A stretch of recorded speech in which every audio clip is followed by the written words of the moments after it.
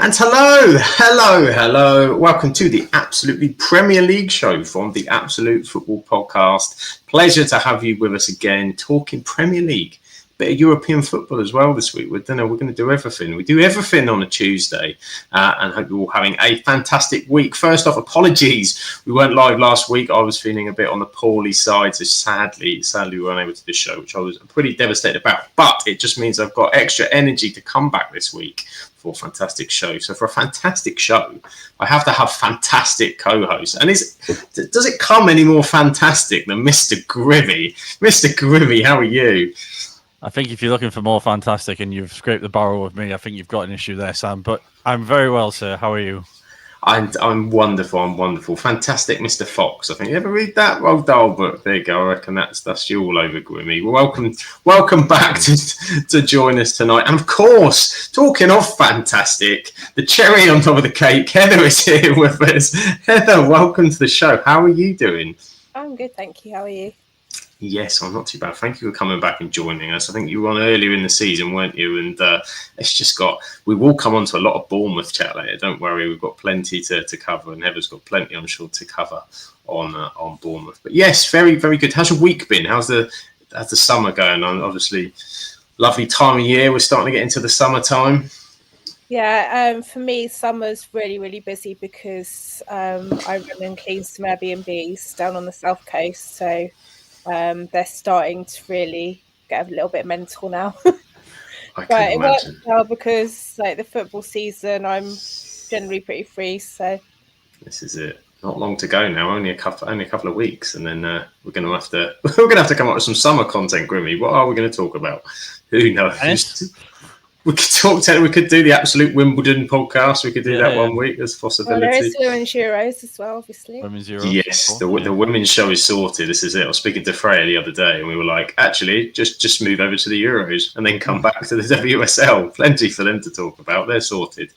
We'll come up with something. Don't worry. We always do. But tonight we're going to talk Premier League action.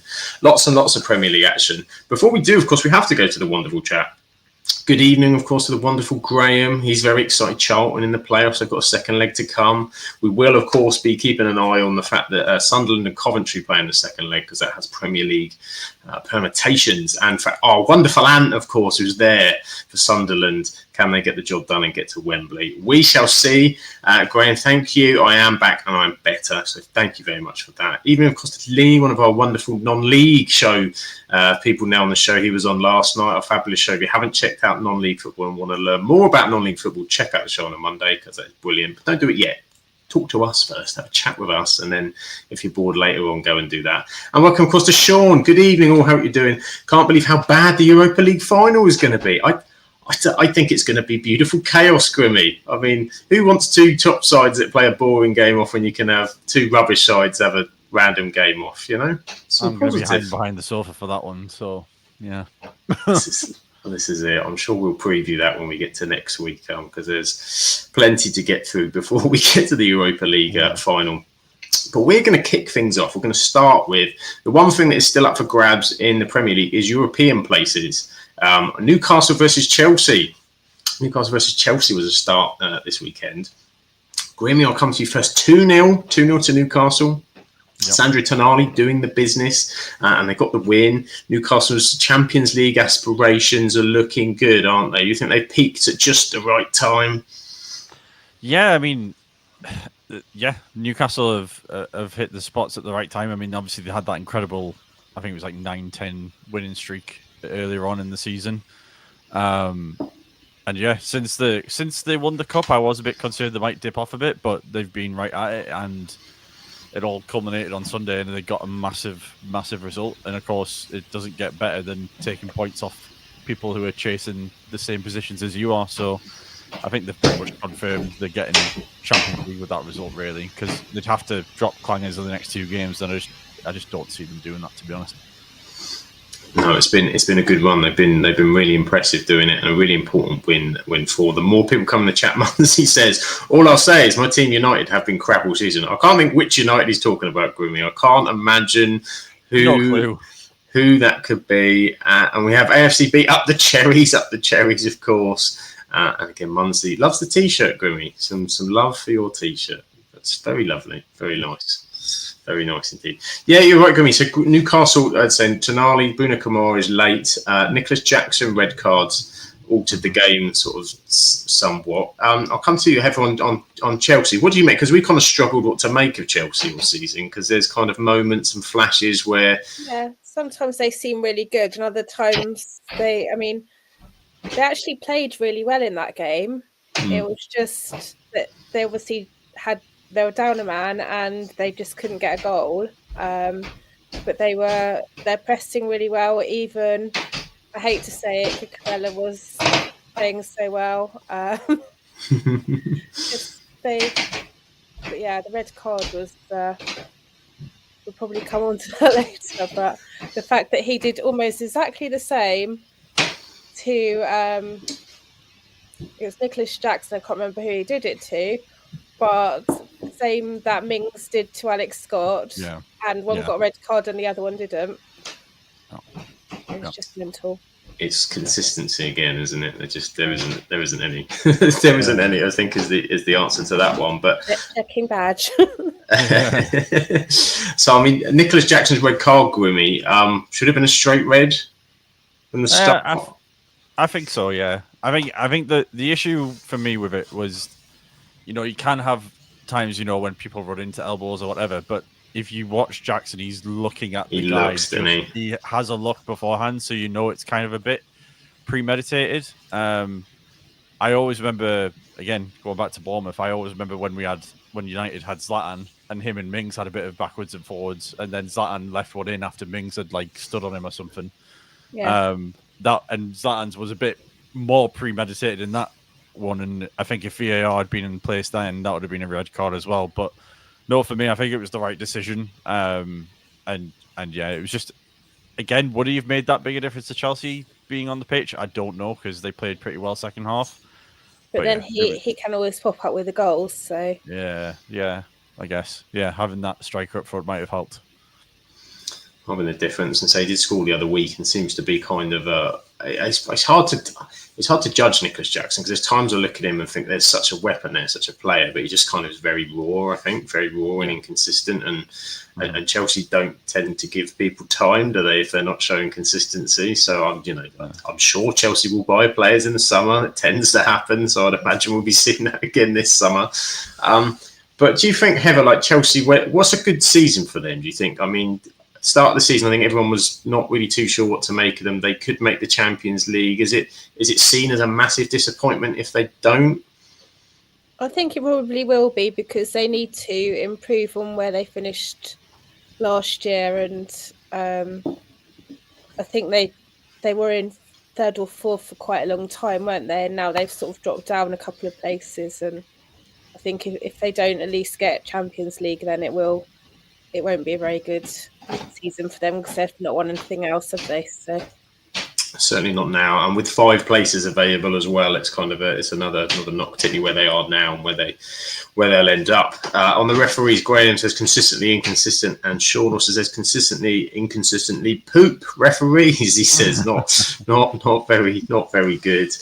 But one thing that has been fantastic about Newcastle, and I'm sure, Heather, you'd love to talk about this, man. Eddie Howe at Newcastle. Yeah. Eddie Howe has had obviously a fantastic job with them. How do you think he's grown, particularly this season? Because for me, he's always been a fantastic coach, but you kind of are really seeing, I don't know, the confidence in him as well, and the confidence in everybody in him.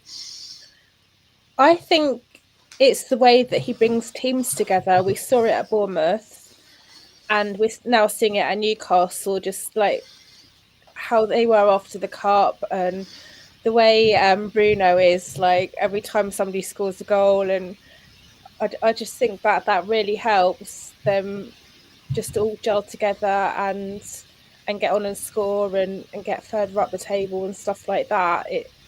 I know he does like a lot of I don't know if he does it there, but he certainly used to do like a lot of team building exercises and take them out on bike rides and various different things. But yeah, he's just brilliant. I don't know really what to say about him. So. He's definitely got that team spirit with him, and Newcastle has always been a side where their fans are probably about as passionate as it comes across at St James's Park, and he's really dialed into that with the team that connects with. That's the first Newcastle team I've seen in a long while that really connects with the fans, and you can see it. They love not only do they love like their flair players, but they also love like the hard workers, the Joe Lintons that do the work. They appreciate the Dan Burns. They've got like their cult heroes now, haven't they? Amongst like, and then on top of that, they've added like Sandro Tonali has been superb in there.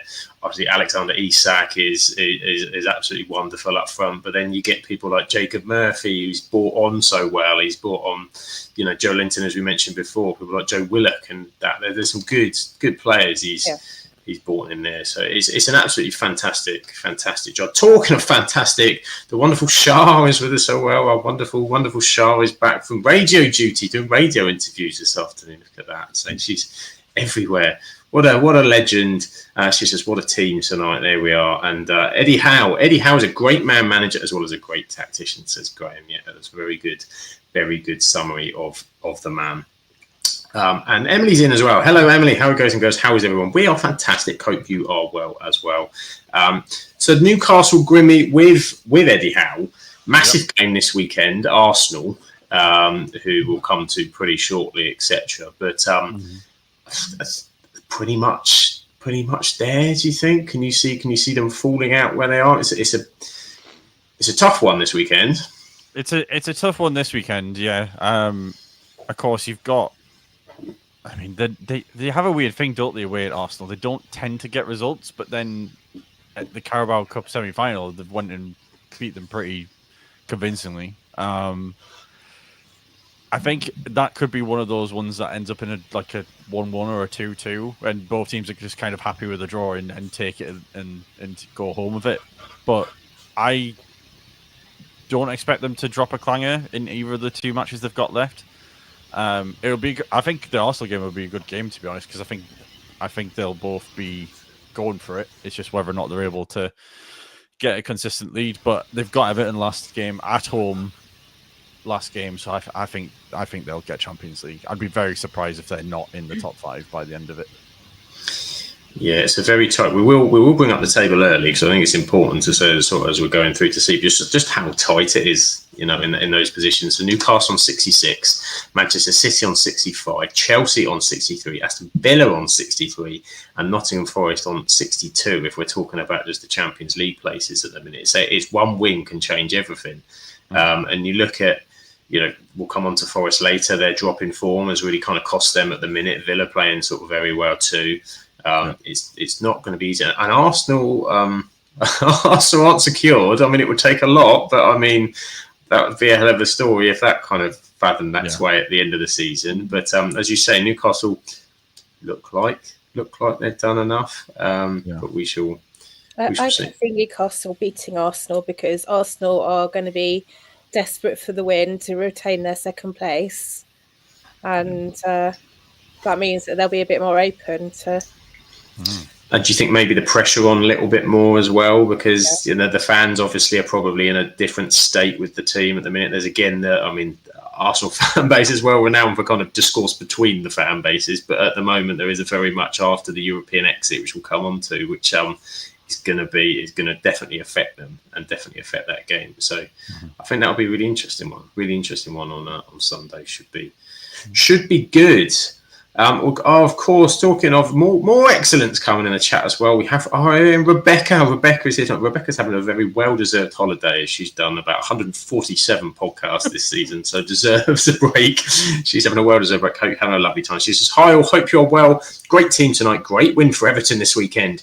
Even better with Miko on the score sheet. Shame about the Dundee result, but Ryan Ashley got an assist. God bless you, Ryan Astley, of course, one of Rebecca's favourites. Don't worry, I have done a Scottish Premier League update. It's not in Rebecca's neat, fantastic handwriting, I can guarantee, and probably not as good and as detailed, but we're having a go in her honour while she's not here.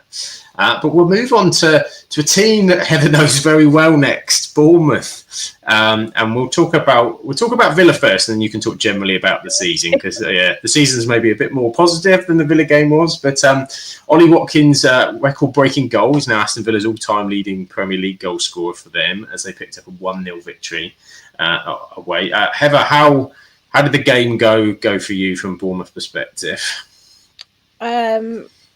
I think Emery's game plan just was fantastic. He knew exactly what to do to stop us, basically. They played low block, which we're never very good against, which is why we lost against Leicester and Ipswich. And he also knows that we like to start off with our goalkeeper down the north end, and he swapped ends, which always disturbs the players a bit. And they were just really good, and we didn't seem to really be in it until the last 15-20 minutes. So they deserved the win, really. Just the Alex Scott getting his jaw broken was, and Mings not getting a red card for it, when Mings has got previous for stamping on people and stuff. Just didn't go down very well with our fan base. No, I can imagine, not particularly then when you find out afterwards the injury that's occurred to the player as well. You're like, that's on rubbing salt in the wounds, isn't it? It's a difficult one. But as you mentioned now on Emery, very, very good tactically. It was actually Villa's lowest possession numbers in 2 years that they had against Bournemouth there. So it emphasised that obviously Emery had prepared for that change, and he's we don't want the ball. Exactly. Yeah, exactly. He thought he played that well to disrupt your rhythm, I think, didn't he? And it was a very good performance from Aston Villa and from Unai Emery shutting the game down. So we'll go on a bit more then. So tell everybody who didn't see the incident that you were referring to in terms of the elbow with Mings. What happened specifically there? So Mings had the ball, and Alex Scott was obviously trying to go in for a tackle. Mings looked backwards and just elbowed him in the face. He went down, and then everybody was almost like, what's happened there? Because you can't see it from where I sit behind the goal. We couldn't really see what had happened, just that he'd obviously been injured, and then the medical guy was lying on the ground next to him for quite a while. And he got up and started playing again, and then he went down again. And we're like, obviously, it's a bit more serious than we first thought. And then it turns out that's what had happened afterwards. He had to go off at half time. I don't know how he managed to carry on playing for that 15-20 that he had to play, but yeah, that's nasty. And a broken jaw's horrible, because it will be that's a horrible recovery, and something like that. But the referee didn't think anything had happened and didn't even go over to look at the screen. Everybody was screaming VAR, and he didn't even look. And so it was Darren England, and he was then the actual referee for the match where it happened again. And obviously that one got a red card. So it's all just a bit yeah, maybe the backlash of the first one caused then the sort of second one, as you said. That that's just frustrating. You have these people watching the screens, and they're the ones that can say, "You need to come and have a look at this." At least have a look. Russell Martin on Match of the Day said he thought the one against Alex Scott was more serious than the Nicholas Jackson one. It's what it is. You can't give a retrospective red card. I mean, you can have them rescinded, but yeah, this is it. I can't do it the other way. But then this is what's crazy is when the player's been injured. That's exactly what that rule is there to stop. Is to stop the injury, to stop that kind of gross misconduct, violent conduct, really, isn't it? And they've missed it. And sadly, it's ended up the guy's got no punishment, and Scott's out for well into the summer, recovering from a horrendous injury. Yeah, he may well miss out because he's meant to be in the England under 21s tournament this summer, so he may miss out on that as well. That's definitely a massive harsh one. So hopefully, recovery's quick, but broken jaws are nasty. So that's a really sad event. Grimmy, coming on the other side of things in terms of Villa and their performance, have you impressed with, particularly since the Champions League exit, that they've kind of really knuckled down, a couple of good wins, and really put themselves back in Champions League contention, haven't they? Yeah, absolutely. Like we were saying before, Emery knows how to set teams up and get them to play to each individual team. I mean, it doesn't, like, his record speaks for itself, but like you look through all his European runs with Sevilla, playing all sorts of teams left, right, and centre, and having to set up for them. And as soon as he was the one that was appointed for Villa, I had a feeling that Villa were going to be on an upward trajectory. And again, them having that run in the Champions League just solidifies how brilliant a coach I think he is. And then for Villa to not only then get knocked out, but then sort of regroup and rebound, even losing a couple of players. Obviously, Rashford on loan was doing quite well for them and he got injured. And they've still been able to find results and get a consistency going again, which maybe they've missed a little bit compared to last season.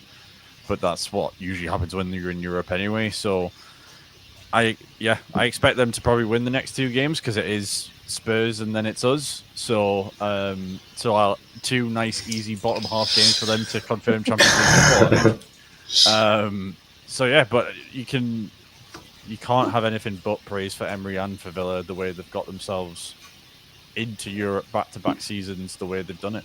It's great to see. Yeah, it's really good. And as you said, that you couldn't probably have picked, if you had to pick two games at the end of this season, Tottenham and Manchester United are probably two of the ones you'd pick, actually, to do with the Europa League round of format, as well as a terrible Premier League form combined, which we'll be coming on to. But so for Emery and Villa, I said double whammy, Champions League double year, like it looks like, and let's wait and see for those final two games. But interesting off the back of the quarterfinals and what they could do. They obviously made strides January in terms of being able to bring in extra recruits to bolster that in the Champions League. So, Heather, do you think Villa will one in the summer that you're expecting will do things again, and they'll look at this and go, do you know what? We're established now as a top 6 club, effectively top 4 club. Can we push again? Yeah, I think they will do, and maybe they'll make. I know they've got a couple of people on loan like Rashford and is it Asensio or something? Marc Asensio, yeah. Perhaps they will, sign them or get other people in. Because they do need a bit more of a squad, I think. They were struggling at one point if people are injured and stuff, because it's a lot of football to play as well as the Premier League, isn't it? So, yeah, this is it. We'll see how they do. What they do in the summer will definitely be interesting. But Bournemouth overall, Heather, so moving on to kind of more of a positive. Obviously, sadly, you were going to be on last week to talk about the Arsenal win. We dragged you on for a loss, but how did that kind of Arsenal win last week epitomise where Bournemouth have been this season and what you've been doing under Areola? It's just incredible. I mean, I've missed two away days this season, Everton and Arsenal, and I'm just like, how can I have missed those two games and they were so fantastic? But it seems like we do better against like the top teams that are ready to actually play, give you a game and play. They're a bit more open, and then we've got people that can actually get through the channels and sneak a goal in. So, and I think they're before, like last year, they probably would have come to us and thought, no, this is a guaranteed 3 points. But now they're probably getting slightly wise to it and not underestimating us as much, which in one way is good, in another way is a little bit frustrating because it's better to go under the radar. But Yeah, I guess that's it for Bournemouth. Everyone's aware that they're a hell of an outfit and need that kind of right preparation and dealing with. And as I think you get it with all teams, to be honest, when they've had a manager for a while and they kind of make waves and impact, then people start to work out a way to play against them, and that kind of creates a blueprint. No matter how good the manager is, there'll always be like a counter, tactic to a tactic, isn't there? So, and that's where I think Iriello's been quite clever though, with slight adjustments to kind of keep Bournemouth still fighting up there. So, do you think going into the summer, are you more worried about keeping what you have first rather than doing more and trying to sort of maintain the squad as much as you can? I think at least 2 or 3 players are going to go. We've got Fabrizio Romano going on about Dean Howson like every 5 minutes, saying he's going to Real Madrid. He's going to Real Madrid. Whether that happens or not, it seems to be like the back four that basically people are interested in, plus Semenyo. So they're only going to let hopefully 2 out of the 3 go. Yeah. Let's hope if they can keep. They're not forced to sell, but I think that's the thing. Everyone has a price, don't they? At the end of the day, and that's probably where they sit. Got a release clause of 50 million, which at the start of the season you probably thought was absolutely mental because he was only 19 and we weren't intending to play him until Senesi got an injury. So the fact that he's been so fantastic and he's got these big teams coming after him now is largely down to the recruitment side. So I'm thinking, like, if they do go, then the recruitment side have obviously found them. I'd never heard of him before.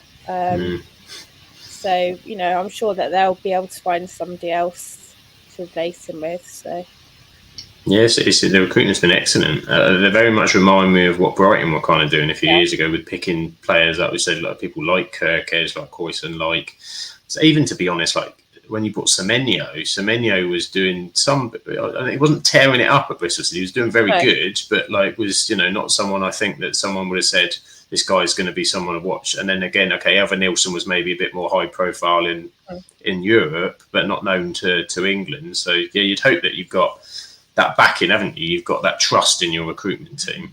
That's it, yeah. And Semenyo, I've got quite a few Bristol City fans and friends that are fans, and they weren't as particularly worried about losing Semenyo as they were about losing Alex Scott. But I think in our team, Semenyo's done better. I mean, Alex has unfortunately had a lot of injuries, but when he has been playing, I don't think he's really fitted in as much as Semenyo has. So, yeah, I think Semenyo's found more of a place, hasn't he? And as you said, Scott's had some difficult injuries which haven't helped him. So no, it's been a fantastic season. And where do you think? I mean, obviously now with the table, sort of where it's sitting, I guess you kind of resign that Europe's not going to happen. Although I suppose mathematically you're still. I always get confused where we're at now. Can you get a place with 8th? Am I right, Grimmy? Does 8th get you a place? It could possibly be. Depends on what Chelsea does, and I can't remember who else. It also depends if Crystal Palace win the FA Cup or not. Yes. If they do, then they get that place, and it doesn't drop down to 8th or something like that. It must be the FA Cup. Yeah, you're probably right. I think it's the FA Cup if Palace beat Manchester City this Saturday. We've still got to play City, and we've also got Leicester.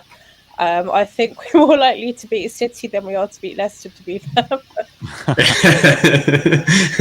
Yeah, it might suit you. Might suit you better. Graham, of course, is very much against the Crystal Palace victory, as we know, as a Charlton fan, not a fan of Palace. But I think he's probably going to be overruled with everybody else in the country that's not a Man City fan this weekend. But we actually prefer City to win the FA Cup because then it gives us more of a chance. But I suppose that's true. You're on Graham's side this weekend. It relies on Brentford and Brighton also dropping points. So yeah, and that's tough because it's unlikely. Yeah, because Grimmy, Brighton, and Brentford, City, are in very good form. Difficult to see where they drop it. I mean, I'd love to see. To be honest, any of those three sides for me deserve that place. But just the way the way Brentford have kind of gone about it, I've been really impressed with. Do you think with Brentford, it's a case of Thomas Frank is the man for that club, and it's just the setup is, to be frank, the right one for the manager? Frankly, I'd agree. Hey, yeah, I mean, yeah, it's a match made in heaven, really, isn't it? I mean, when Brentford first came up from the Championship, everyone thought they'd probably be one of those that would go straight back down, but give it a good go. But they've been a mainstay, really, and Frank's been the perfect manager for them. And everyone, myself included, thought after Tony left in the summer, are Brentford going to be able to be successful without him? Because last season they had, when he was banned for the early parts of the season, they really struggled, and they've just found a way to take it up another gear and go up another level. And yeah, if they got Europe, I mean, you could say of either of those teams, of Brentford, Brighton, or Bournemouth, any of those teams would deserve Europe without what they've had or what they've done this year. But Brentford, with the run they've been on and what they've done, would certainly be deserving of it. And I think Thomas Frank is obviously a massive component of that. He certainly is. I think, to be honest, I think when I look back at all of our predictions, we all had Brentford. I'm annoyed at myself for why I had them so low, because the reality was last season they were really good without Tony.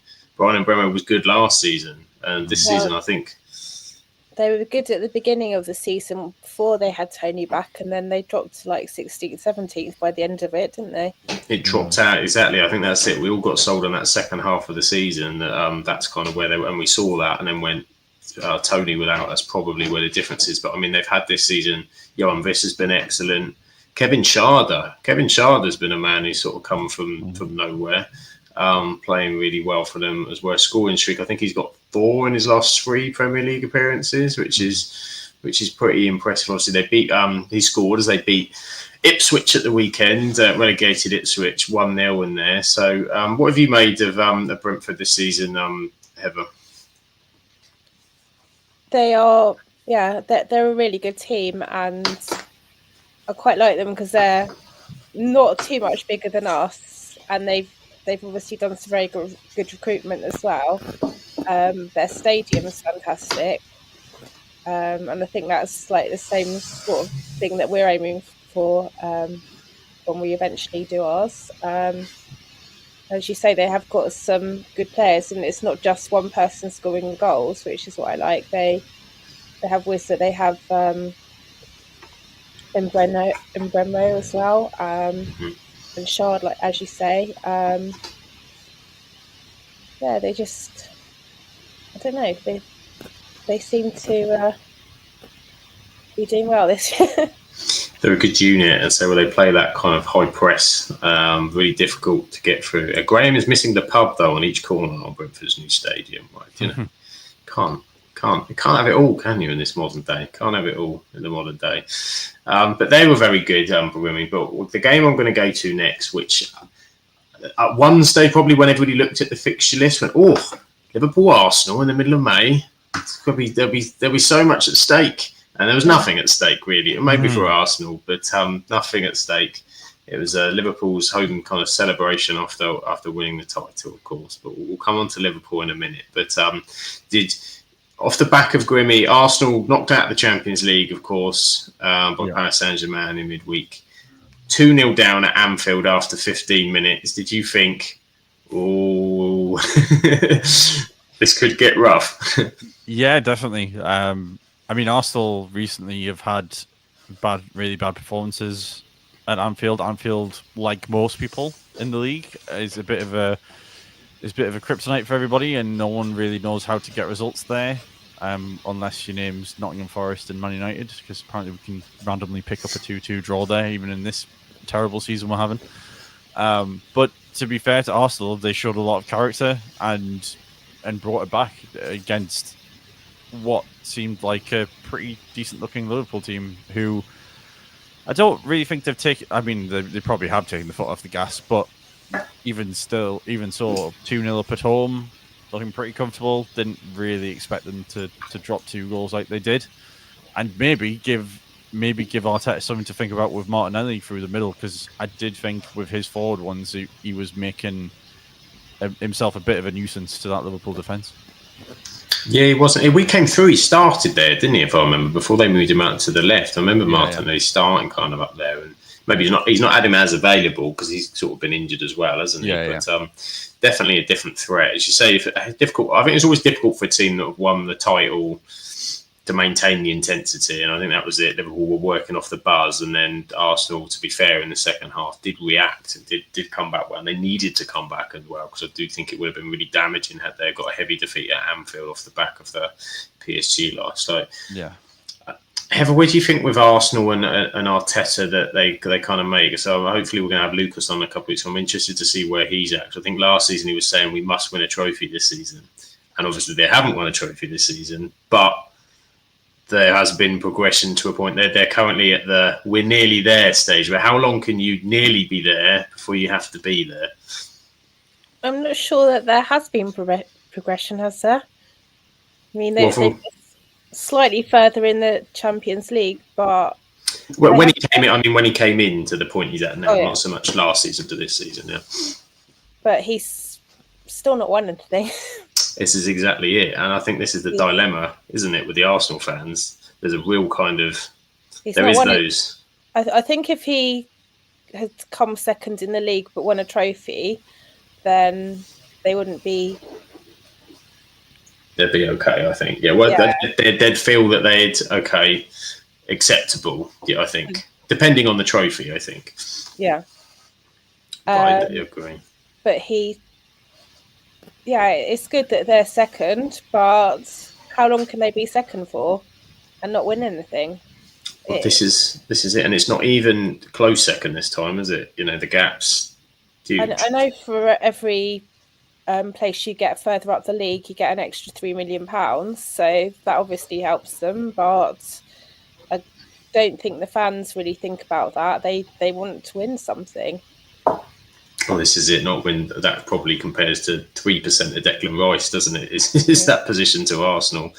I don't know what you think, Grimmy. With Arteta's press conferences have been. I mean, he's always sometimes says the bizarre statement and one or two, but I did think the one, particularly when it was to do with the Champions League second leg, wasn't it? When he came out with that crazy one about but if we'd have got the points. One, we were the better team, which is arguable, and the other was that we've kind of won two Premier Leagues, because if in theory, if we'd have had what Liverpool had this season, we'd have 2 Premier Leagues, and you're like, it's not how it works, Mikel. Like the season is the season, and if that was the case, then why aren't you there this time? Like that, that's not really an excuse. I think. Where do you think he must be frustrated, mustn't he? Oh, 100%. He has to be. Yeah. I mean, if Arsenal, looking at the table, like Arsenal have 14 draws.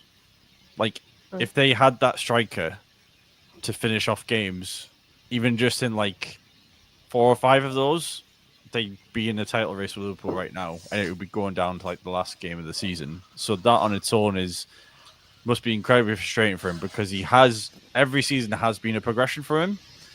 And then I think this has been the one where it's gone a bit of a step backwards. Obviously, Champions League being taken out of it, because it's a good achievement for Arsenal to get to the semi-finals of a Champions League. It's not something they do very often, and I don't think that can be ignored. He's had a good run in the Champions League.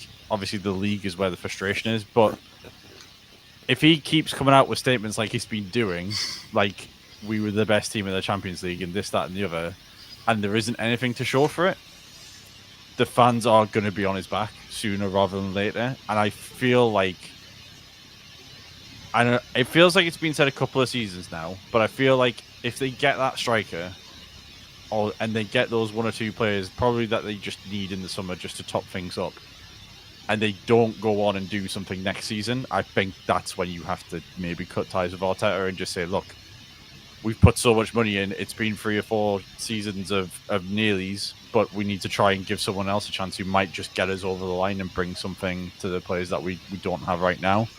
but the fans won't put up with him saying daft statements like that unless they're winning consistently week in, week out. Because again, we've seen it with like Mourinho when he maybe goes off the boil a little bit or makes some crazy statements. Like it starts to get on top of them, and I'm not saying that Arsenal are going to fall away next season, but usually when a manager starts being frustrated like that and making strange comments like that, it can sometimes be a sign of things to come. But yeah, we'll have to wait and see, of course, what happens in the summer. I wonder why they have spent all of the money that they have and they haven't got a striker. I think it's mad. I was listening to another podcast this week, and they were saying like, remember when there was season after season, obviously when everyone was saying about Arsenal needs a defensive midfielder. My God, they need a defense. Go out and get a defensive midfielder, and they kept buying attacking midfielder after attacking midfielder, and everyone's going, you need a defensive midfielder. And then they went and got Declan Rice, like 2 years after, everyone was screaming for kind of that position for them. They seem to be doing the same with the striker one. I get it's not easy to just pick up a striker and go, but there was, for me, you look at what they did in January and you look at what Aston Villa did in January. And Aston Villa went and got, and okay, maybe took a bit of a risk because Rashford was a question mark, but Marco Asensio as well, they managed to buy in because they went, we're going to go and have a real go at it. And Arsenal went, there's a chance here if we get a striker, and I think that was at a point where they'd had maybe one injury, I think, in that position. I think by that point, Havertz was still fit, but still, even with Havertz, they were screaming for a striker, said we need a number 9. Havertz is not really a striker, is he? He's a makeshift, they're sort of playing him as a... Isn't he? Yeah, they're playing something different. And Havertz has got a place in that team and that squad, but you suddenly stick a goal scorer in there. But Arsenal seem to be so slow to react all the time to it. And I think this summer, as you say, Arteta's going to stay, wherever the fans are at the minute. I can't see Arsenal do anything, which means that they've got to go and get this striker. And then there is no hiding place whatsoever. If they go and get a striker, particularly if they go and get, say, a Gyökeres or somebody like that from Sporting or like one of the names that everyone is screaming out for, there'll be absolutely nowhere to kind of hide. But I'm interested what Lucas will say, because I know last season he was saying we can't go this season without a title. That's not acceptable. We've got to make the extra step. And he said they've gone kind of backwards. So it's very strange. The chat is saying, Emily says, I thought Arsenal's men would get to a final this season. I think Arsenal with the right manager that's not Arteta are like 3 or 4 players off the league title, nearly there, but not quite. Graham says, haven't Arsenal been nearly there for about 3 years? Emily also says, I think it's delusional. How can Arsenal's men be the best in Europe when you don't get to the final of the European Cup and you look at the poor league campaign? It certainly is. Graham says, Arteta saying stuff like that is like me saying I ran as fast as Usain Bolt. I'd be an Olympic champion. For all we know, Graham, you are speedy. You are a speedy runner. If you're as quick running as you are witted, Graham, I think you are going to be as quick as Usain Bolt, to be fair. This is it. It's going to be pacey down the wing. Will they get a striker? Historically, this has been a must. They never do. I can only imagine if we get to the 31st of August and Arsenal haven't bought a striker, there's going to be bedlam in that Arsenal fan base. Lucas may well not be seen again, I think, if Arsenal don't have a striker by the end of August. Or they'll do nothing, and then panic and loan Rasmus Højlund on the last day, and then Lucas will absolutely... Yeah, but then he'll go... But the annoying thing about that is Højlund will go score 30 goals then. And it'll just be like, what... I don't even put that in my head because I'll just have a meltdown. It's not worth it at this point. This is true. It's not good. But flipping it on the other way, the Arsenal-Liverpool game. One thing I did want to touch upon was, of course, Trent Alexander-Arnold confirmed going to Real Madrid. Came on for Liverpool at the weekend to a chorus of boos from the home Anfield fans. Which is interesting, and there's been a lot of kind of debate going back and forth in sort of the media whether is it right you should boo your own player even if he's going to whatever, but then there's been sort of people explaining what that means because he's a scouser and he's going out for Liverpool and they feel the disrespect and that he's run the contract down, and there's plenty. So I just want to catch where you two are. Heather, what do you think about the whole Trent boo situation? I think maybe he made a mistake telling, obviously it was clear that he's going because he hasn't re-signed a contract, but I think he made a mistake in saying it before the season's over. He could have come out. I know it gives people a chance to say goodbye to him and everything, but he could have come out after the season was over and say thanks for everything. I've loved my time here, and now it's time for me to move on. I've been here since I was however old, and given my life to this football club, and which I think he has. I think he's helped them win the title. He's helped them win other trophies and stuff. And he's run his contract down, but that's his right. He gets paid more money for doing that, doesn't he? So, well, this is it. It's it's a difficult one, definitely a difficult one. Grimmy, where do you sit on it? I mean, in terms of Trent going to Real Madrid, I don't necessarily have an issue with that. I don't necessarily have an issue particularly with him announcing it early. I think he's damned if he does, damned if he doesn't, to be honest, because I feel like if he does announce it early, people are going to say, well, that could have disrupted the season, da-da-da. But if he announced it after the season, everyone would kind of be like, oh, well, he's done that so he doesn't get a backlash, and he's doing it so he's not doing that. So I think it's kind of a brave move to do it a few games early, really, and sort of take that on the chin. And I think no matter what he would have done, the reaction would have been what it has. I do think the booings are probably a little too much because, again, I don't really necessarily think it's his fault he's got to this position. I put more of the blame on Liverpool because they could have got this contract sorted way earlier, before the season even started, really, and taken it out of Trent's hands or Madrid's hands, really, to be able to get hold of him. But again, we've got to remember Trent's now the most successful youth product that Liverpool have had in the Premier League. Like, he's won 2 Premier League titles, he's won everything that he could win with them. Like, he should be going down as a legend, but because he's leaving, Liverpool fans are probably going to be a little bit sour about it. But again, I get the emotion of it because he is a Scouse lad. He's obviously come up through the academy. He's been there since day one, and there will be that emotional attachment to them. But Trent's given everything for them, and I think if you compare him to, say, like a Rashford who has gone off the boil, been unprofessional, had his nights out and feigned sickness, I think if Trent was like a Manchester lad and had done that for Manchester United and then announced he was leaving, there's always going to be people that boo, but I don't think the reaction from a United perspective would have been as bad, because we've let players go to Madrid and supported them and said good luck, all the best, thanks for everything you've done for us. And I don't quite get why Liverpool are although the majority of the Liverpool fans are being as harsh with him about it, really.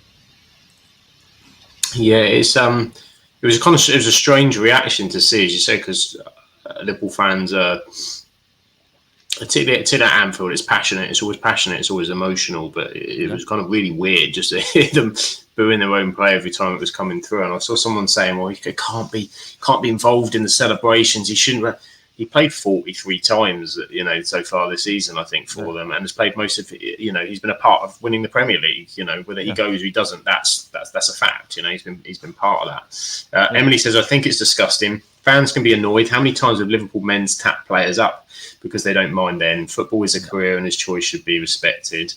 I think this is it, and the difficulty will always be, I think, for any homegrown Liverpool player coming through, is that the absolute pinnacle of everything in Liverpool fans is Steven Gerrard. He's always going to be that because he was the one-man club. He went the whole through thing, and there was apart from that kind of little wobble with the sort of Chelsea thing, and that he didn't go, he stayed with Liverpool, saw it through. So he's the shining kind of light. And I think the problem is anybody coming through is always going to have that kind of comparison. That's what you're expected to do. And Real Madrid is Real Madrid. Whether people like it or they don't like it, they cherry pick out of the European clubs, always have done. As you said, in the past, Manchester United have lost players to them. When we were at the top of the European game, we lost Cristiano Ronaldo after winning the European Cup. Yep. It doesn't stop them coming, and this is it. He's decided to make that change, and would have been I don't think you can get around the backlash, as you said. There's probably never, sometimes with bad news, there's never a right time, is there? Eventually the bad news is there and has to be dealt with, and that's where they are. So it'll be interesting how it's perceived down the line, because ultimately Real Madrid and Liverpool they always seem to meet in Europe anyway. So you can only imagine next season that Trent is going to be returning to Anfield. That's happening. That him going back to Anfield That's the group stage match happening next season. There is no way that they don't pair Liverpool and Real Madrid in that Champions League group stage next year. First fixture on the list. There we go. This is it. He won't. This is it. Group stage. You just know they're going to play each other. It was mad, but we'll see. We'll see how that all plays out. Couple of points I want to get to before a couple of sort of games we look at, and then we'll have another look at the table and where we're at. Something else I want to chat to you both about was Ruben Diaz's interview about Southampton. Obviously, Manchester City 0, Southampton 0 meant that Southampton eclipsed Derby's total of 12 Premier League points, and therefore not the worst ever Premier League side in history. So they survived it. In Never's mind, it doesn't matter. It's been decided. They managed to hold on, and they did so against Manchester City. They got a point against Manchester City, Grimmy, which I don't think any of us were. Cricket scores I think were being mentioned before the kind of game, and they held on. But more interestingly, the interview afterwards, Ruben Diaz, a defender, doesn't like it when teams defend. What was that interview all about? I mean, I always hate this when managers or players afterwards say, well, they didn't really come to play. No, they did. They played their tactic and they played it well. You just struggled to break it down, and now you're in a huff about it. Fair play to Southampton. They got the result. Again,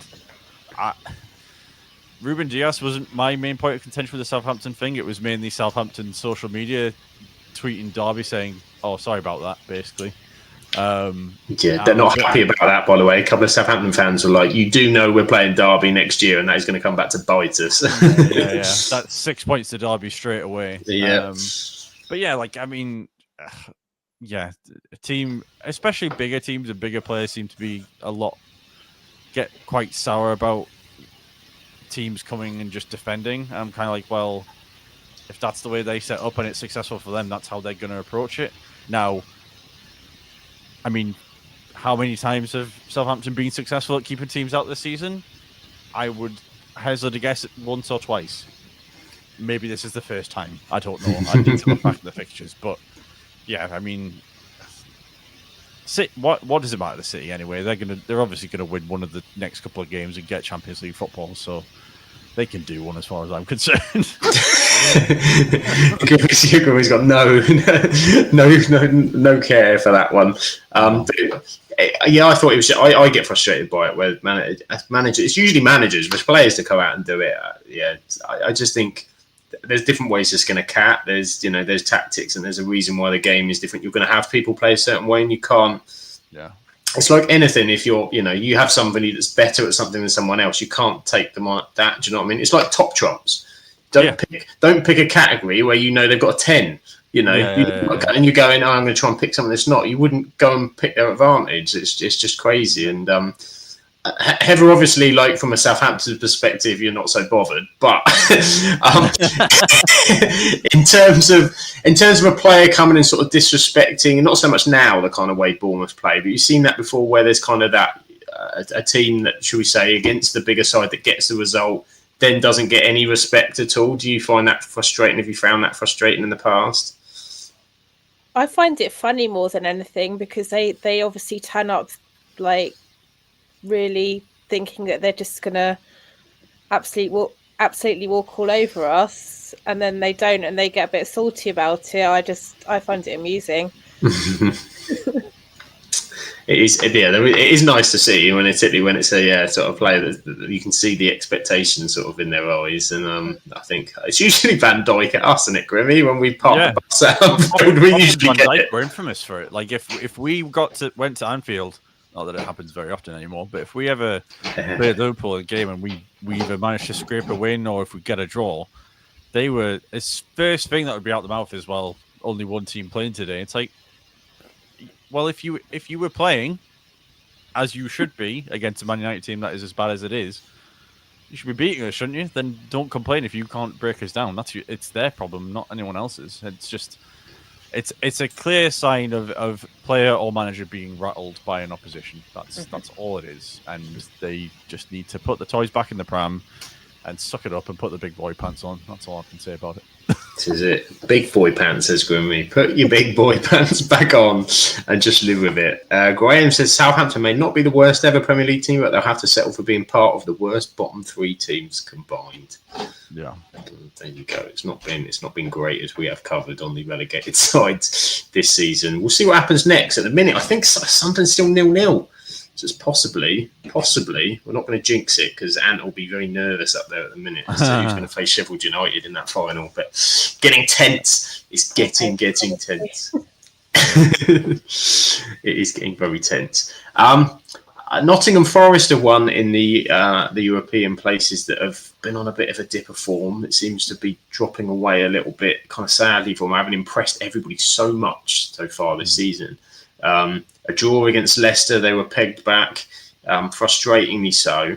And interestingly today, I shared this actually by Nick, who's in the chat, sent this to me about the statement come out, because we had the incident, obviously, with Marianakis running on the pitch. Nuno, the reactions, obviously it was on Sky, and kind of everyone got a bit excited, as they kind of usually do. But so it was lovely. So people in the chat giving us information before the pod for stuff. So there was a club statement come out, because of course Tyree Awoniyi's, today it's been confirmed he's had to undo urgent surgery on a serious abdominal injury. So hope that he's okay and fast recovery for all of that. But the club statement effectively was saying that with regards to Marianakis on the pitch, saying in moments like this, he demonstrates his leadership. It's not just through words, through actions and presence. Final 10 minutes of the game, he saw a player clearly in discomfort and struggling through visible pain, and said that basically the truth of the matter, there was no confrontation with Nuno or with others, either on the pitch or inside the stadium. There was only shared frustration between all of us that the medical team should never have allowed the player to continue.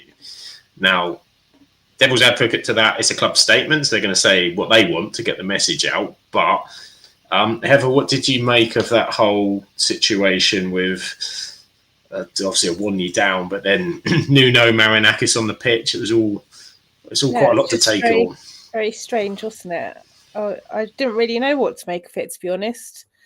The manager was very diplomatic in the interviews afterwards when he was being asked about it, saying, "Oh, it's just passion, and that's what football is." And but I don't think he was very happy about it.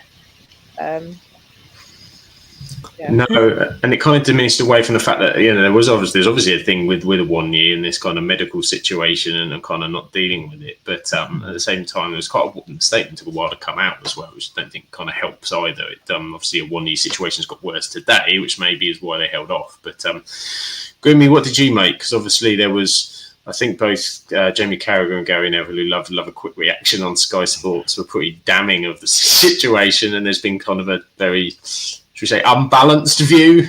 Yeah, I don't agree with him ranting and raving on the pitch. I don't mind him being on the pitch. Like, as a guy who has owners who live in a different country and never barely at games, I would much rather have an owner like Forrest who clearly cares and wants the club to do well and show a reaction like that. Maybe it's a bit pantomime, maybe it's a bit over the top, but he obviously cares about the club and obviously wants the club to do well. And football fans up and down the country are always complaining that owners aren't involved or don't care. They're just, it's just a vanity project for them. Having a football club is like a tag for them to have. But like, again, was he saying what they've said in the statement? I don't know. But I don't think it's as bad as what maybe Neville and Carragher made it out to be, because, again, I would rather him show some passion like that about it than not at all.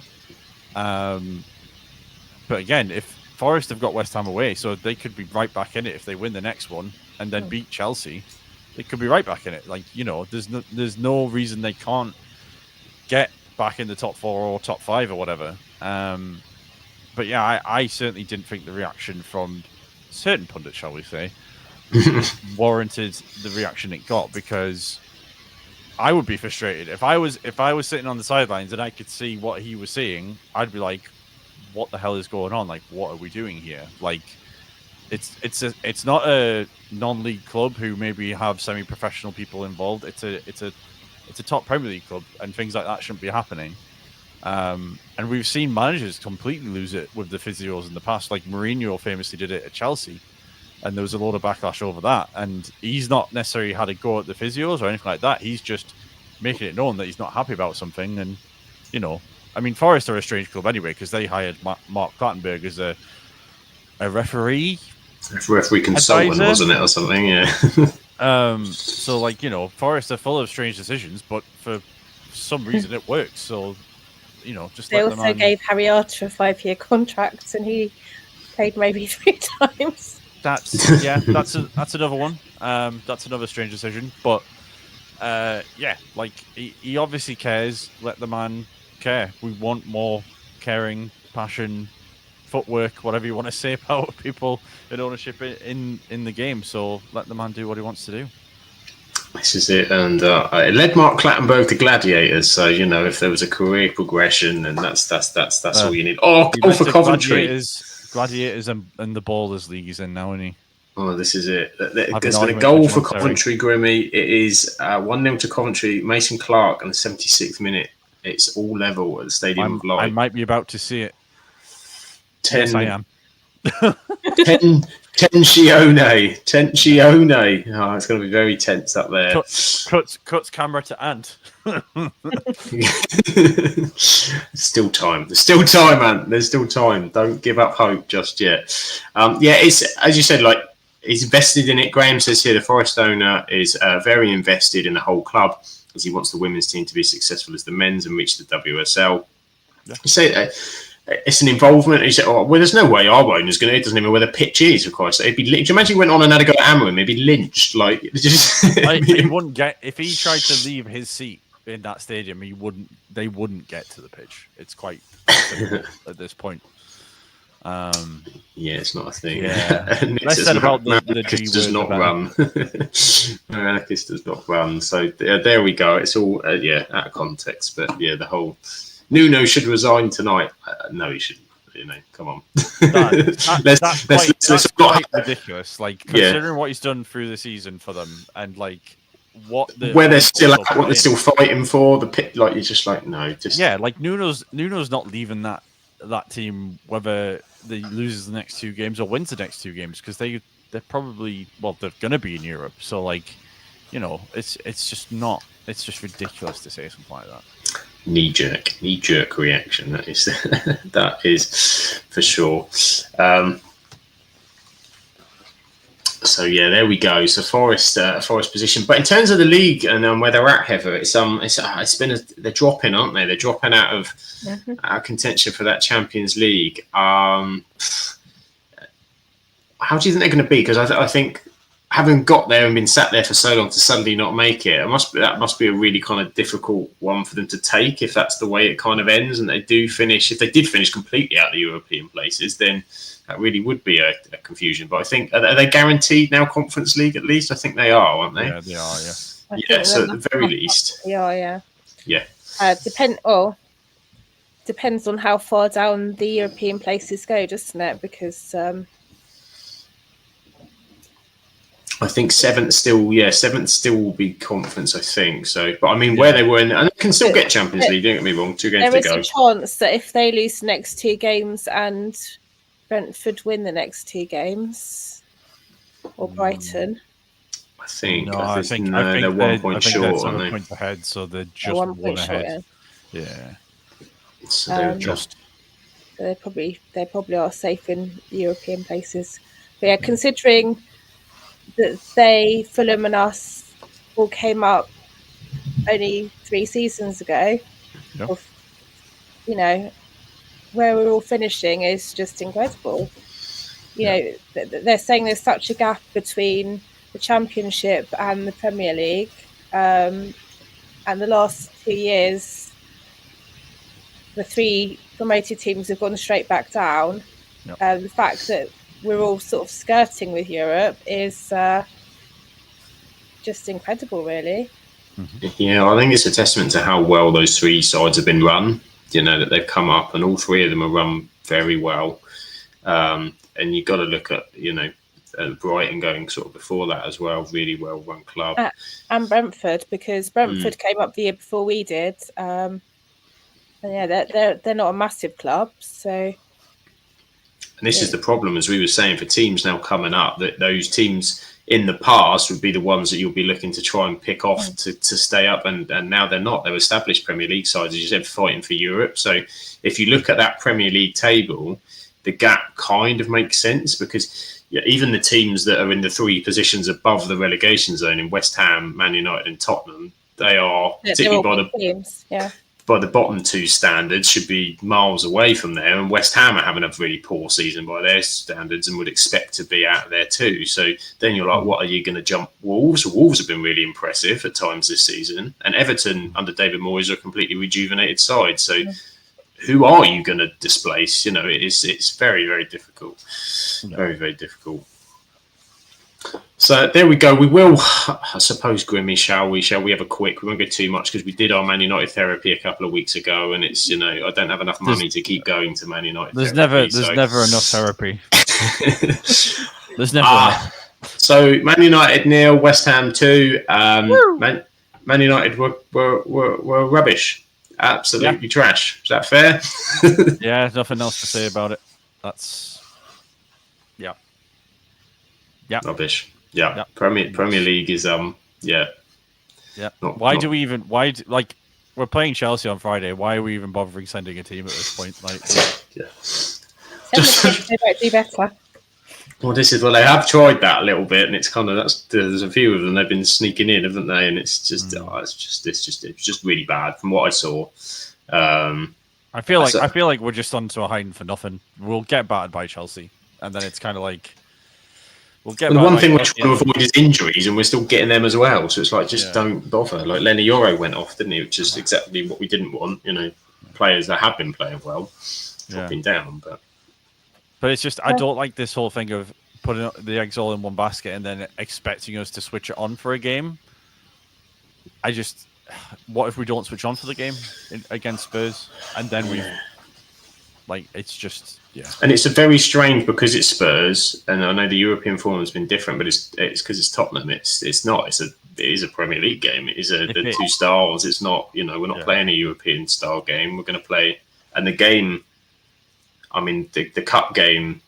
Obviously, United and Spurs both changed their squads around, but it was one of the most bonkers games I've ever seen. That League Cup title, it was like 5-4, and not for good reasons. If it's something like that in Europa League final, the neutral's in for an absolute dream, because it will be like the most chaotic nonsense final you've ever seen.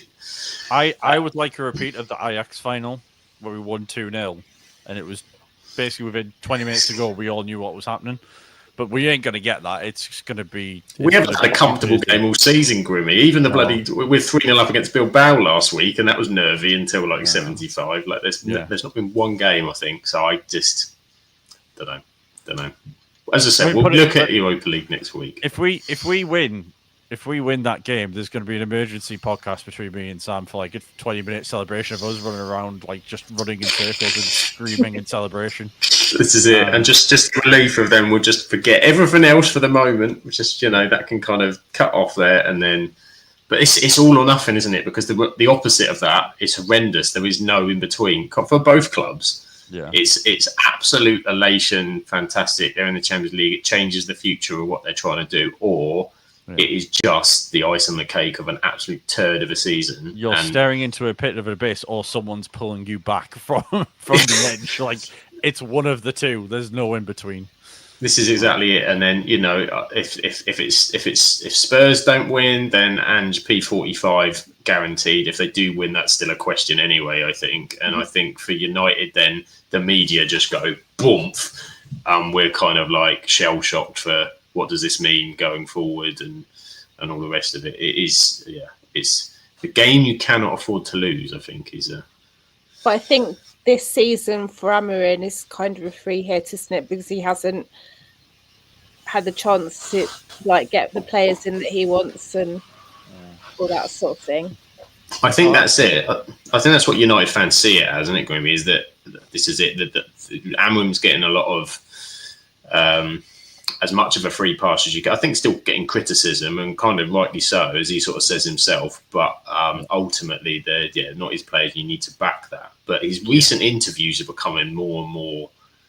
The one the other day about if it's like this, well, I'm going to have to move on and all of this. It's like it's almost painting more of a negative picture than it kind of needs to a little bit at the minute. So, yeah, well, yeah, like you say, I think it's a case of whatever happens. I'm just not looking forward to it. I don't know if you can tell, chat, but I'm not looking forward to it. Yeah, whatever happens, we need a astronomical summer. That's all I can say on it. That's it. We'll see. Graham says Harry Maguire, 85th minute winner in the final. Don't do this to me, Graham. It's too early for me. Early, 90 plus 6, Graham. Come on, don't go too early with that. That's the one. And Emily's going in hard. Just think, United don't have the worst ever league campaign. Liverpool men's win the league, and do not only lose your final lifeline for the Euro, you do it to Spurs. It will quickly. Look at this. Emily, can we ban Emily, please? Why cause us pain when we show you nothing but love? I know we don't ban people here, but can we ban Emily? Temporary suspension for 10 minutes. Time out. On a plus point, Mason Mount seems to be picking up forms. So Mason Mount this is it. Mason Mount has done something. So maybe he's the man in the final. You see, imagine that. Then there'll be Shah celebrating more than us. I think. And never if Mason Mount scores in the Europa League final. If Mount scores a winner, I may well buy a cheap United shirt from somewhere and just get Mount printed on the back and frame it. Just I'm willing it into existence, Sam. I'm willing it. just there to life. It'll be Eminem, Mount and Maguire in injury time, like Sheringham and Solskjaer those years. It'll be SAS and Eminem. That'll be the duos. But there we go. So we were rubbish. And obviously on the other side, Tottenham were equally rubbish, which is what gives us hope that they are equally as bad. They were dreadful against Crystal Palace. As bad as we were against West Ham, that could have been 5 or 6. It really could have been 5 or 6. Crystal Palace were just... It was like Munoz had the absolute freedom of the city down the right-hand side. They just let him wander in, and they were beaten 2-0 by Crystal Palace side. 2 goals for Eberici Eze, who's been in some fantastic form for them. I mean, they were tapping goals, but because they worked the ball really well. Mm-hmm. And in a bit of form, which I know Graham won't like, but FA Cup final coming up for Palace. Can Palace beat Manchester City, Grimmy? If this was any other season, no. But because it's this season, absolutely. If Southampton can keep a clean sheet against them, anyone can. Sorry, anyone can do it. If Southampton can, anyone can do it. This is it. Heather, is it going to be Manchester City winning the trophy for you on Saturday? I kind of hope so, but I know that's a weird thing to say because normally I'm like anybody but them.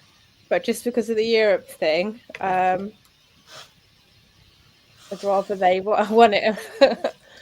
Other than that, I'd rather Crystal Palace win it because they are a good team. And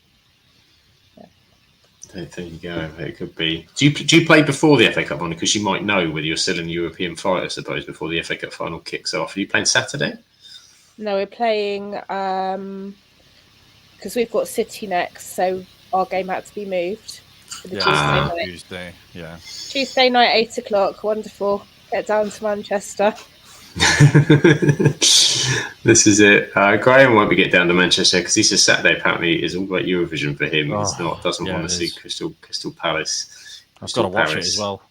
On the business. And Emily says, do I need to have a word with myself? That was harsh. Yes.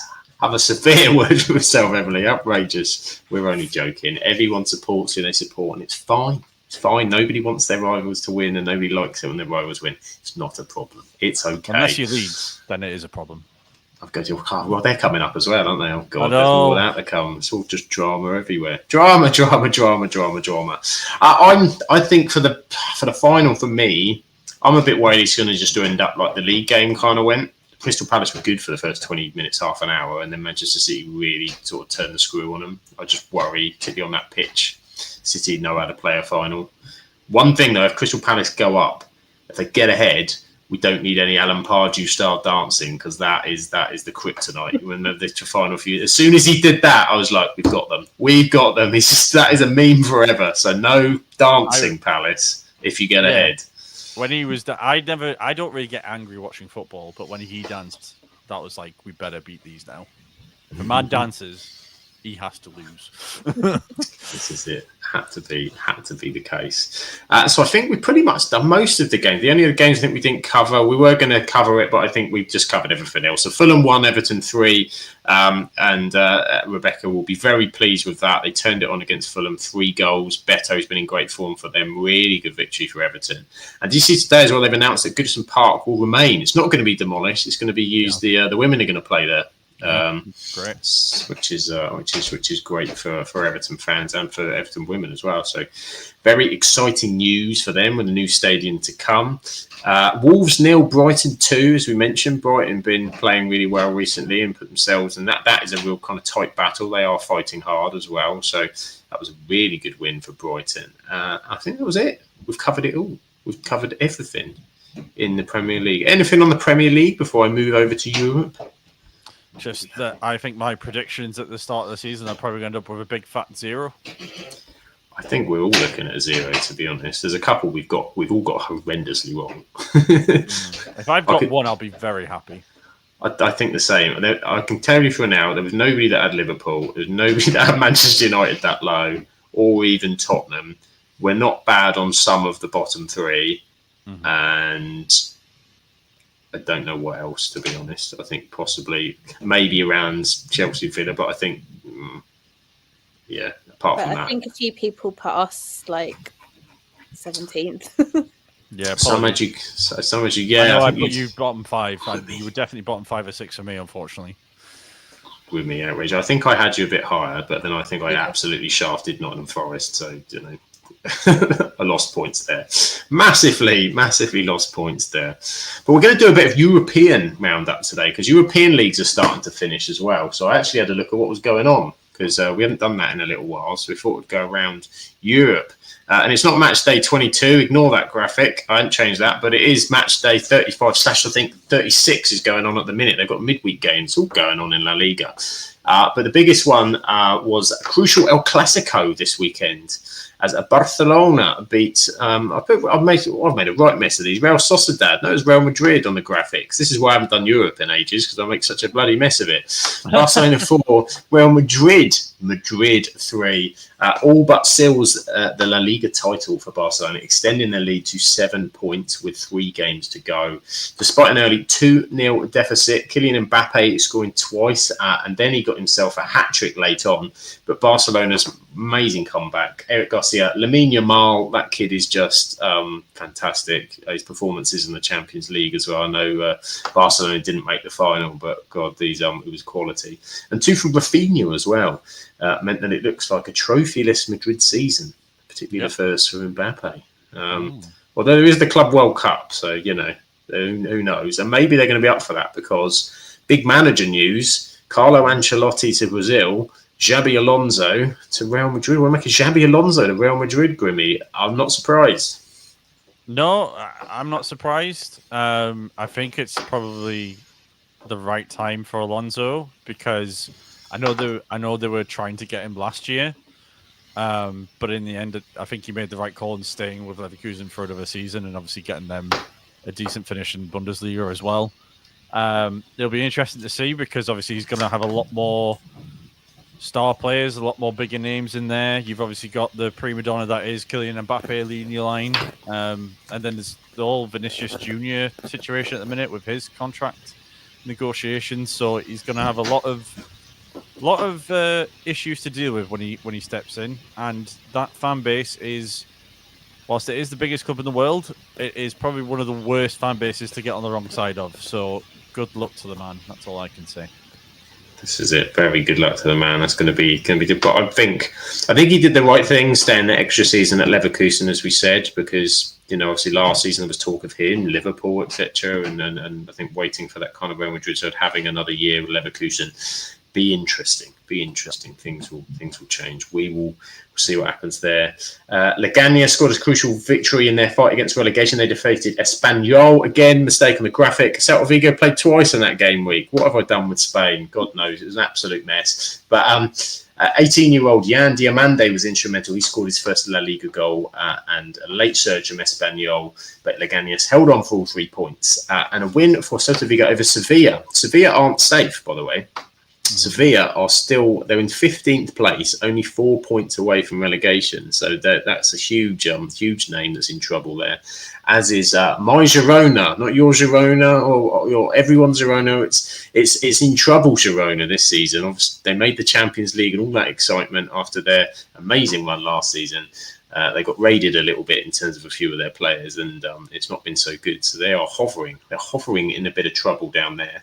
Well, didn't Sevilla also have, like, the players had to stay in the training ground or something? Like, they had to stay overnight because the fans were trying to get them after the match on Saturday. Yeah, like there was something like they had to like stay in like the training facilities overnight because they couldn't get out. Mad. Which is crazy. It's like different level over there. When we complain about fans booing Trent Alexander-Arnold, and then Sevilla and then won't we've got let people with pitchforks trying to take out Sevilla players. It's a different world entirely. And then elsewhere we had Atletico Madrid. They won 4-0. Comprehensive win over Real Sociedad. They're comfortably in third place, of course, with Diego Simeone. He's been there for about 35 years at this point, and Atletico, completely different animal. But Heather will like this. We go over to Serie A, and of course, Napoli. Come on, Napoli. We're starting with the title race. Napoli did stumble this weekend a little bit, which allowed Inter to close the gap, but they're still there. Scotty McTominay is driving Napoli towards glory. Having had a poor season last season, Napoli are well back in it. But their quest for the Scudetto hit a bump. 2-2 draw at home to Genoa. They led twice, but defensive lapses allowed Genoa to equalise. And Antonio Conte said they need 2 more wins to secure the title, as Inter Milan obviously beat Torino 2-0. Means the pressure is mounting. Can they do it, Heather? Can they get over the line, or is it squeaky bum time? You'd like to think so, and I personally think if they played Billing more, they'd win more games.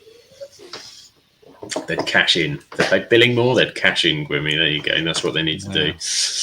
That is the pressure. But obviously, Inter Milan have the Champions League final as well. Champions League final being Inter Milan and Paris Saint-Germain. So they are fighting on a couple of fronts. Exciting into the season for Inter Milan. Talking of the Champions League, Atalanta, they confirmed their return to it. They beat Roma 2-1. Ademola Lookman and Ibrahim Sulemana secured the victory, ending Roma's 19-match unbeaten league run. Which means that Atalanta are third with 71 points, 7 clear of Juventus and Lazio, and cannot be caught. So Atalanta will be back. Talking of Juventus and Lazio, they played out a 1-1 draw, both on 64 points. Juventus took the lead through Kole Muani, but Matthias Vecino equalised in stoppage time for Lazio. Pierre Kalulu receiving a red card for Juventus, and he's got a too much ban, so that's his season done. But Juventus and Lazio are still fighting for that final Champions League spot. Fiorentina's European hopes took a hit with a 2-1 loss to Venezia. They lost to Betis, didn't they, in the Conference League semi-final in midweek as well. So, of course, the Antony-driven Real Betis will face Chelsea in the final. Antony could win 2 European medals if Real Betis win the Conference League and United win the Europa League. Antony will be a double European winner this year. That's what you pay 80 million for. Nothing would please me more than Antony to beat Chelsea in the European final. Nothing would please me more. Could you imagine him walking back into Carrington after everyone's forgotten about him, coming back in with his 2 winners' medals around his neck, just sauntering in? It's not just that, though. It's also beating Jadon Sancho at Chelsea. It's just like, stick it to them. Yeah, it's something else. And Graham says, Ademola Lookman made in Charlton, and he bets when Pierre Kalulu got the red card, he was so mad, it made him just want to shout. Woo! Lulu Kalulu. We get it, Graham. Very good. Always on it. You can never doubt Graham to let us know. But for Venezia, the win against Fiorentina moves them out of the relegation zone, which sadly, at the moment, means Lecce Charlotte's favourite Lecce are in trouble. Lecce in big trouble. They were in 18th place, a draw away for them. But it's tight, and I think their final games are difficult as well, so it's dangerous. Yeah. But do not worry, the Shah emoji will still be Lecce on the members chat. Do not fear, even if Lecce are down to Serie B, we pray for Lecce, and we'll see what happens there. So next over to the Bundesliga, and Harry Kane is a trophy winner. Harry Kane was able to lift the Bundesliga. He's lifted a title just in time for Tommy Tuchel and the team next year. He's getting prepared, getting ready, getting used to that feeling, because it's a heavy one, the World Cup. So he needs to get prepared for lifting it. But yes, it is a win for Bayern Munich. He said Bayern Munich celebrated their Bundesliga title in style with a 2-0 win. They beat Mönchengladbach at the Allianz Arena to secure it. Harry Kane scoring, of course, to mark his first trophy win. And Michael Elise with a late goal. There was an emotional fail for Thomas Müller. Thomas Müller, who again feels like he's played for Bayern Munich for about 45 years. Leaves the club. Emotional farewell for him. Apparently, Manuel Neuer made 6 crucial saves to secure the clean sheet as well. So, Manuel Neuer is another that's been there for ages as well, doing very well. Yeah. Nick's giving us some Serie B. Sampdoria got relegated to the 3rd tier of Italian football. Wow. That went unnoticed. I didn't see that. Down from Serie B to Serie C, that's crazy. That's a football manager say for the next season, if there ever was one. That's a rebuild. That is Sampdoria in Serie C. That's massive. That is massive. Shocker in Italy. Elsewhere in Germany, though, Stuttgart they won 4-0 against Augsburg, ending their 6-game home match at the losing streak. So they're currently sat mid-table. Coming up to the Bundesliga, in Bundesliga 2, Hamburger, the wonderful Hamburger. Hamburg secured promotion, beating SSV Ulm 6-1. But the celebrations got a bit chaotic, apparently. Thousands of fans storming the pitch, leading to 25 hospitalizations and significant disruptions. Is not kind of the way that all for a pitch invasion, but that's that sounds like that got a bit out of hand. Yeah. Graham's back. We've got another one, Grimmy. Got another of the punnies. Michael Elise winning the title with Bayern. Does that make him Champs Elise? There we go. We'll give that the moment of silence it deserves. we need the Undertaker gong noise. Yeah, there is. There must be something we can sort of insert in there. A little kind of soundboard. It's like dong. Elsewhere, Borussia Dortmund stunned by Leverkusen with a 4-2 away victory, and Eintracht Frankfurt and St. Pauli had a 2-2 draw. It was a Desmond there. Final match day next weekend.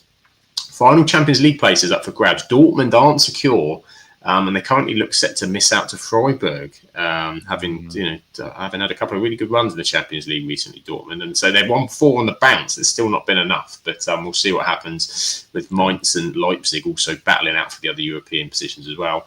At the bottom, Bochum, they've gone. Holstein Kiel, they have gone. They can't step either. But then it's Heidenheim. Heidenheim are set for a relegation playoff unless they can win and overturn a 6-goal deficit this weekend against Hoffenheim, who are playing Bayern Munich. So who knows? Yeah. Who knows? Graham says he can't give us good material all the time or we'd be spoiling us. Well, this is it. It's the end of a long season. There's more refreshing to come for next season. Hold on a second. We give you good material all the time, Graham. We've done it all season. It's time for you to step up and, I was going to leave it and start a tumbleweed again after we said we've given you good material all season. Yeah.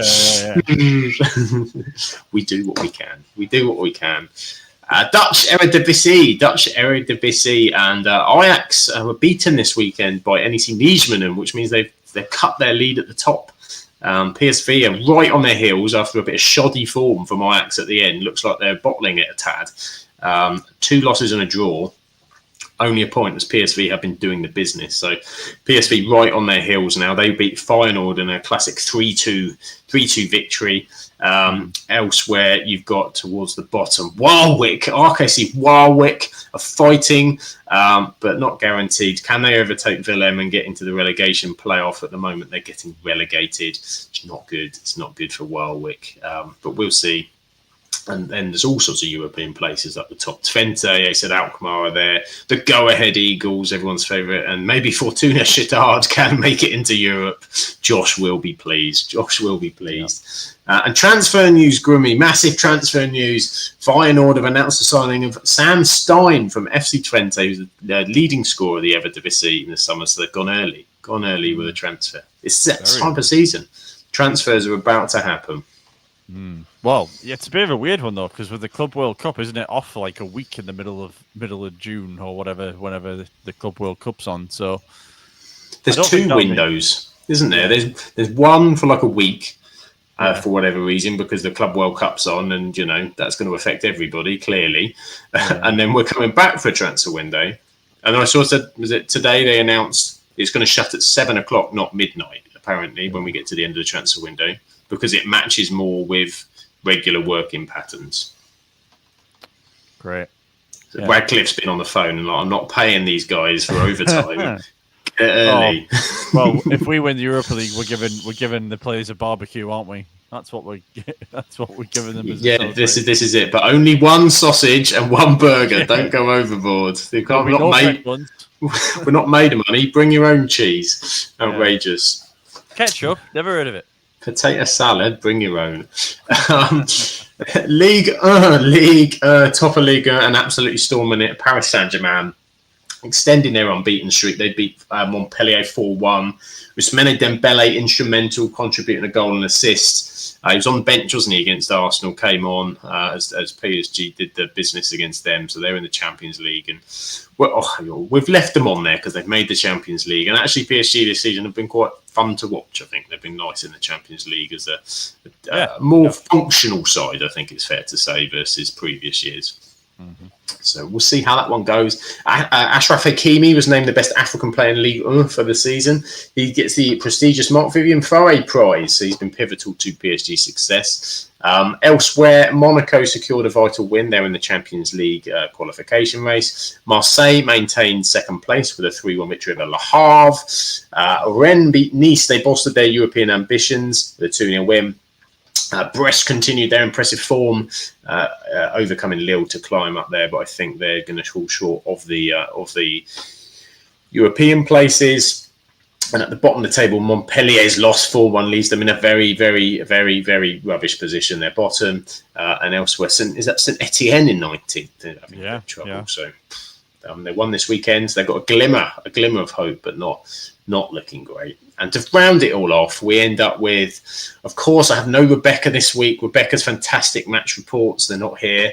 I don't have a fantastic handwriting either, so I'll do my best to convey the passion of Rebecca's Scottish Premiership review. But starting at the top of the table, of course, we have these two divisions because Scotland thought that would be fun for everybody. So we have two divisions now in Scotland for the last portion of the season.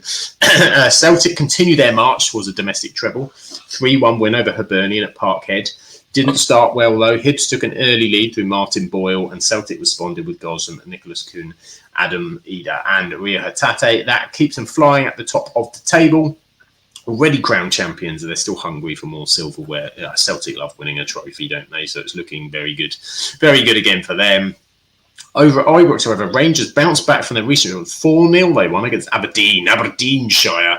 Got beaten 4-0 by Rangers. Their first home victory for 3 months. There you go. There's a shocking stat for it. Absolutely shocking stat.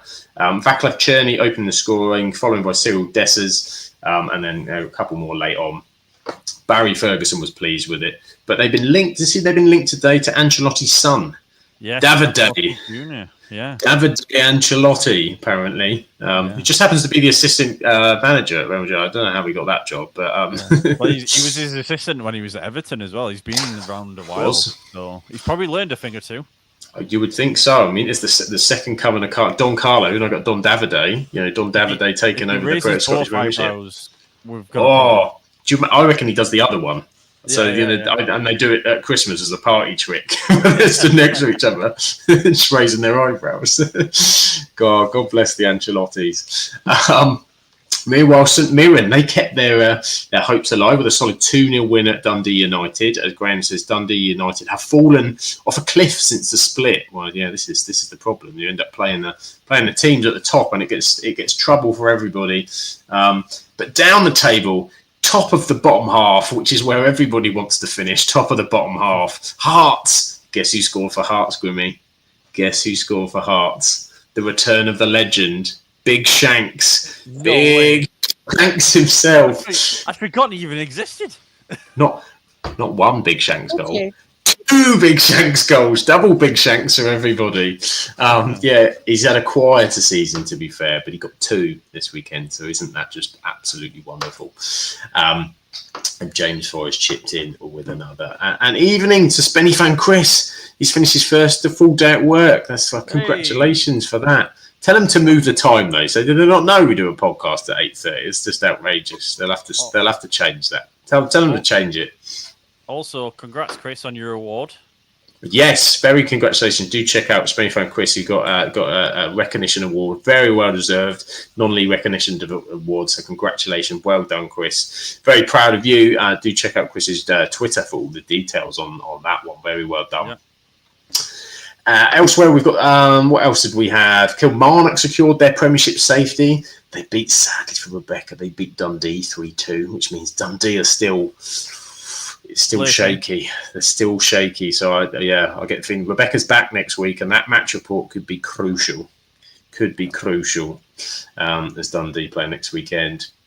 Because St Johnstone edged past Ross County. Well, St Johnstone edging Ross County might help them a little bit actually, because that keeps them just above trouble. So the table shows Celtic clear with 88 points, Rangers second with 71, Hibs, Aberdeen, Dundee United, St Mirren, of course, in that top bit, and St Johnstone clinging on with 32 points just behind Ross County and Dundee.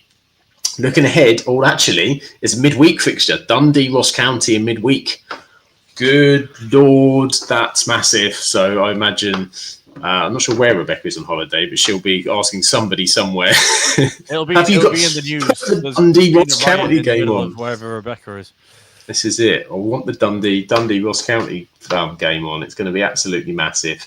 And then off the pitch news, Hearts reportedly eyeing Kilmarnock boss Derek McInnes as their new manager, confirming interest, but there's no formal contact yet. So the Fabrizio Romano of the Scottish Premiership. That is us, the Absolute Football Podcast, bringing you completely rumoured news that, absolutely, disclaimer, don't come after us if that doesn't happen. But, we heard it somewhere. So it might be a thing. It might not be a thing. We'll wait and see. And that's it. We've done it all. We've covered Europe. We've covered the Premier League. Covered lots going on. So all that's left to do is to thank my wonderful co-hosts this evening that have helped bring me the show. Thank you. It's always a pleasure to spend some time and talk football with you. Grimmy, where can everybody find you and all the wonderful things that you're doing? So main 2 places are St Grimmy for my YouTube channel. Got a few videos coming in the next couple of days. Got a stream on Thursday afternoon if people want to check that out. Streaming Tennis Manager 2025 because they've been very kind to give me a code for release day, so we'll be playing that. And the other place is Taking the Pin, which is my wrestling channel / project with our good friend Bragster Sam, who I know you remember very fondly from our FM days. So those 2 places really. And then if Twitter, I'm Grimmy16 on Twitter, so check me out over there if you want to see some terrible opinions on football, other than the ones I give on this podcast, obviously. You go check Grimmy out all those places and all those sports. So much to cover. He's just all-rounded, You're like a decathlete. Just do it all. I wish I had the stamina and the body composition of a decathlete, because I would be far healthier and fitter. There's always time for me. It's the summer. Anything can happen. Go and get yourself a pole vault. It can happen.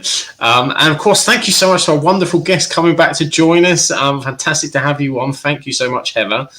Where can everybody find you and the wonderful things that you're doing?